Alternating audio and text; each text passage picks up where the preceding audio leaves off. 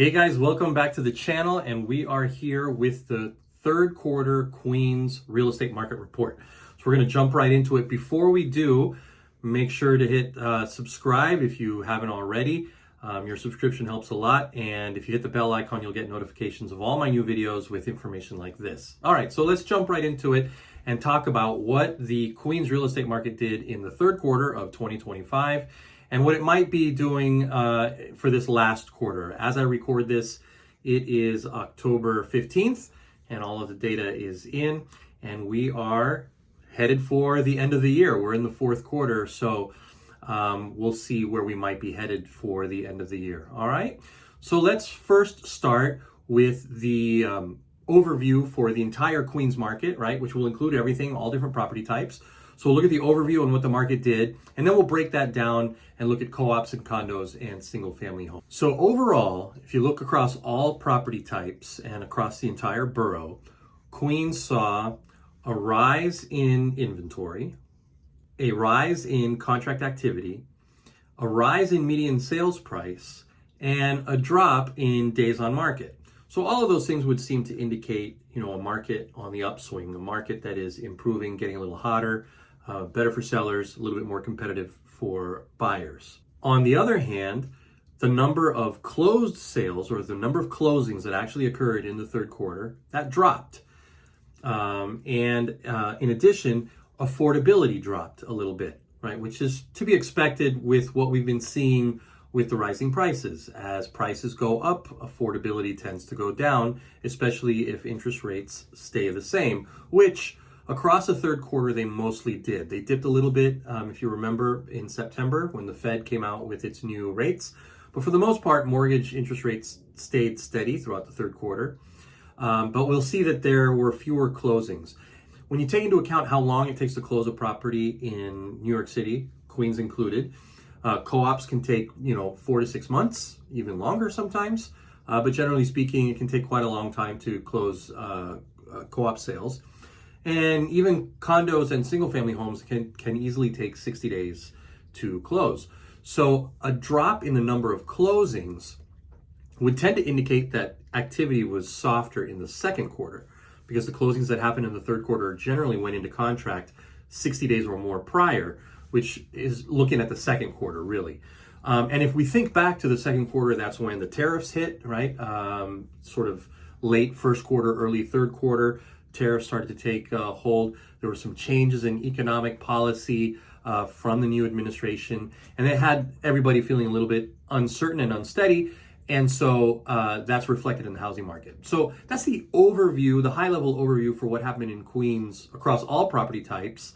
The median price went from $598, almost $599,000 last year in the third quarter, to $630,000 this year. Now remember, that's single families, co-ops, and condos. When we look at the individual markets, you'll see that there's quite a lot of variance there. But overall, the median price for properties went up about 5% year on year, which is good. And if we look back to 2023, 2024 was about 6 or 7% higher than the median price in 2023. So the market has been trending up, which is a good thing in terms of what sellers want. It's a good thing, right? Buyers are obviously feeling the pinch because prices are going up and interest rates are also relatively high. So affordability is being impacted. So it's an interesting mixed dynamic that we have. Now, let's look at the co-op market in particular. Let's just look at that segment of the market. If we look at prices first, median price for co-ops in Queens has been relatively steady for the last 3 or 4 years. There really hasn't been much change. So we saw a 1.5% increase from last year, and last year there was a 1.5 increase from 2023. So really just slight incremental changes. So as a co-op owner, what that tells you is that prices really are not going up that much on most units across the co-op segment, right? It's relatively stable. That's also good when it comes to looking at the other side of the coin, which is you also haven't really seen price drops. So it's a very, very stable market for Queens co-ops. That median sale price is hovering specifically around $330,000. and that includes all co-op types. So studios, 1 bedrooms, 2 bedrooms, 3 bedrooms. Obviously, there are some co-ops that are more expensive than others, but $330,000 is the median across all co-op types across Queens. Now, on average, co-op units spent about 85 days on the market. That's from the day you list until the day you go under contract. So it took about 85 days on average, for co-op units to find a buyer in Queens. And then, of course, it's going to take an extra 2 or 3 months to close, generally closer to 3, maybe even 4 months to close on a co-op unit. Now, months of inventory or months of supply is really a really important metric. It's a key metric because that kind of, it includes in it or takes into account both supply and demand, right? Because you could have, let's say, 100 units, but if only 10 are selling every month, then you've got 10 months of supply. On the other hand, you have 100 units and 30 are selling every month. Well, now you've only got 3.5 months of supply, more or less, right? So months of supply, it takes into account both supply and demand to tell you whether the market is favoring buyers or sellers or if it's a balanced market.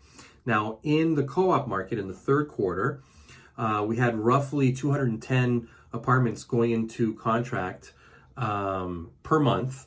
Okay, and there are currently about 1,500, a little less than 1,500 units listed on the market right now. So we have roughly 7 months of supply on hand. Now, a balanced market in Queens and throughout New York is generally considered to be between 5 and 7 months of supply. 7 months or more, or above 7 months, really, you're ticking into a buyer's market, and below 5 months, you're in seller's market territory. We're right on that cusp, right? We're right around 7 months of inventory. So it's still a balanced market, but on the slow end of a balanced market. Now let's take a look at condos, all right? So for condos, we saw 502 condo sales close in the third quarter, including off-market sales, which is a decrease of about 3.6% from the same period in 2024, okay? Now the median price was actually up almost 12%. That's a big increase. From $621,000 was the median price in the third quarter of 2024. And in the third quarter of this year, that median price jumped up to $635,000. That's about a 12% increase, a healthy increase in median price. You'll be able to see these charts, by the way. Some of these charts may be showing on your screen now as I speak. But if you want to see the full data and all of the charts, there's a link in the description below where you can read the full report and download the full data chart, and you'll see everything graphed out. Very, very informative, right? So I encourage you, click the link in the description below and make sure that you visit the full report and then download the stats and the data. All right, but looking over the last 3 years, median price in the third quarter of 2023, we had 560,000. That went up to 564 in 2024 and up to 620 in this quarter of this year, right? So a nice jump in condominium median price. Okay, days on market saw a drop of 18%. So again, it indicates more demand for condos this year than last. In 2024, we were looking at 93 days on market for condos, and that dropped to 76 days this year. That's a really, really healthy sign for the condo market. So the speed of sale and the rising prices indicate definitely increased demand for condos in the third quarter of this year relative to the previous year. Now, there's a caveat here. It doesn't necessarily mean that the market for condos is hot, and that's where we look at months of inventory again, right? So months of inventory is where the rubber really hits the road when it comes to what kind of a market it's in. Now, we've certainly seen an improvement over last year. We currently have 9 months of inventory for condos in Queens. Now, if you remember what I said just a little bit ago, above 7 months is buyer market territory. So 9 months still puts the condo market squarely in buyer market territory, but it's a big improvement over last year when we had 11 months of inventory for the same time span, right? So an improving market, really good signs. but still a buyer's market. And keep in mind, we are in the fourth quarter now. The holidays are right around the season, right around the corner. And that is the slowest sales season of the year. From November 15th to about January 15th, you see the bottom fall out of the market. Activity drops to a very, very low point. And so those price trends and things that we've been seeing positive in the third quarter, you're unlikely to replicate those in the fourth quarter in any given year. So don't expect that the fourth quarter will be similar to that, because the third quarter really is, in terms of closings and closed prices, is the peak of the year. I have another video, which you can see a link to on screen, and I'll link it in the description below as well, talking about why listing in the winter might not be ideal. And we go over the cyclical nature and the seasonal nature of the New York City real estate market, and how the winter months going all the way into February is really a slow time in New York real estate. So what's the key takeaway? Condo market definitely improving, but still a buyer's market. And be careful if you're listing in the winter months, because that is a low point in the yearly cycle. You might want to wait until the spring, and we can talk about that. If you'd like, you can reach out to me. Now, finally, let's take a look at the single-family home market. So single-family homes saw an increase in new listings in the third quarter of this year compared to last year. Okay, 1,194 listings last year, 1,325 new listings this year. So about 200 more, maybe a little less than 200 more. That represents an increase of about 11%. Okay, there were fewer closed sales in Q3, but again, that probably reflects the economic uncertainty in the second quarter. Okay, so closings were down 6.7% from 788 last year to 735 this year. Looking at median price, and you'll see this chart on your screen now. Let's look over the last 3 years. So in 2023, the median price for single family homes across Queens was $777,500. That jumped to $844,000 in 2024, about 8% jump. And then it jumped another 6.5% this year to $899,000. So the median price is now at $899,000 across the borough. If you look at that, in just 2 years, it's over $120,000 that the median price has gone up. So if you're a homeowner and your home has tracked along with the rest of the borough, and you've gained that much equity in your home, if you bought at $777,000 in 2023, and your home is tracking with that, it could be worth almost $900,000 today. That's equity that you've built up in just those 2 years, despite the fact that interest rates have been at 7% or higher. So it just goes to show how important it is to buy when you can afford it rather than to try to time the rates.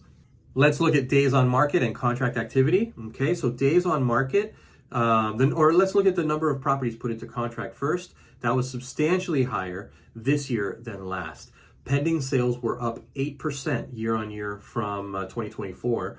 2024, we had 814 properties put into contract in the third quarter, and this year, 881. Okay, the days on market held relatively steady, dropped about 3.5%, which is not a lot.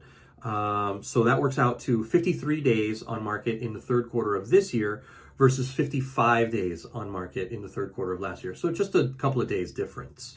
The increase in inventory, along with the increase in contract activity, is kind of an interesting dynamic.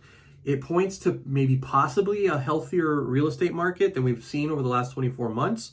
And it indicates that more owners are definitely willing to sell. They're pulling the trigger, right? They may have been on the fence when interest rates were high because maybe they couldn't buy their next property. And now they've decided, you know what, it's just time, let me sell. I can figure it out. So they're going to buy the next property. And with prices going up here, it may, especially if you're relocating out of state to a market that's not doing as well, could be a pretty attractive option. So that might be one reason that we're seeing more inventory and more activity. But we're also seeing that buyers are also feeling more comfortable with pulling the trigger and moving forward, because I think they've let go of the idea of 3% mortgage rates coming back. Like, people were kind of, I'm going to wait for rates to lower again. And I think people have now realized, wait a minute, this is the new normal. This is going to be this way for the foreseeable future. We may see some rate drops. In fact, we're expecting some rate drops this year, but it's not going to drop 4%. We might see a 0.25% here, 0.5% there, get us into sort of the 6% range. which is still a lot better than 7. But those days of 2.5% mortgage interest are gone unless we hit some kind of a major recession again. So now let's look finally at the months of inventory and the market balance. Okay, so months of supply for single family homes, it went down just a little bit. Okay, so it was 5 months of supply in Q3 of 2024, and it's now 4.8 months of supply in Q3 of 2025. So it's just a small drop. 4.8% versus 5% is equivalent to a drop of about 4%. So it indicates a market that is tipping ever so slightly into seller's market territory. And I think the feeling on the ground from buyers is that the market is moving and they have to be competitive and they have to move quickly because there may be fewer buyers out on the streets compared to maybe 3 or 4 years ago, but the buyers that are out there are serious and they want to pull the trigger. And they know that when they see a house that they can afford, they're just jumping in. And so I think the feeling on the ground for buyers is that there is competition, there is bidding wars, there is multiple offers on properties. Maybe not crazy like in 2020, but it's there. And certainly the months of supply support that kind of a feeling because we do see it ticking ever so slightly into seller's market territory with only 4.8 months of supply. So where do we stand in general? So prices are up, right? The speed of the market has moved up in 2025 compared to 2024. Now, as I said previously, we shouldn't expect the fourth quarter to reflect the third quarter because the third quarter is the peak quarter for closings in New York City, Manhattan, Brooklyn, and Queens. Okay, so the fourth quarter is going to look different, but we can expect, if the trend holds, that the fourth quarter of this year it could be better and stronger than the fourth quarter of last year. So if you want that information, if you want stats on the fourth quarter of last year, all you need to do is reach out to me. They're not all included in the quarterly market report, but you can download the quarterly market report, click the link in the description below. That will take you to the full blog post with the full article, and you'll be able to download all the stats. At that article, there's a link where you can download all the stats, and you can see 2025 versus 2024. Getting back to the forecast, what we can expect is that 2024, or rather Q4 of this year, could be stronger than Q4 of last year. So reference those stats of last year and take into account everything that you're reading and seeing here and think, okay, there might be a bump compared to last year, a little bump in sales activity and prices compared to 2024. It bodes well for 2026 as well. If the market is on the upswing and if the trends hold, then hopefully 2026 will continue to see a revitalized market because the sales market has kind of been, for a little while, was kind of stuck. People weren't putting properties on the market. There wasn't inventory for people to buy. And at the same time, there wasn't a lot of buyers. It was kind of like everybody was waiting. And I think that ice is starting to break. It does bode well for the Q4 of this year as well as moving into 2026. If you found this information helpful, make sure to give the video a thumbs up. Hit it twice if you didn't like the video. Make sure to subscribe if you want to get more information like this. If you hit the bell icon, you'll get notifications of all my videos. I'm going to be posting regular updates on the market and helpful tips for buyers, sellers, all kinds of good stuff here on the channel. So make sure to subscribe. And please, guys, post your comments below. If you liked this, write a comment. If you have a question, write a comment. If you have an idea for a future video, put it in the comments. So thank you for watching. Make sure to tune back again regularly for new videos and make sure to visit the links in the description below. Thanks a lot and take care.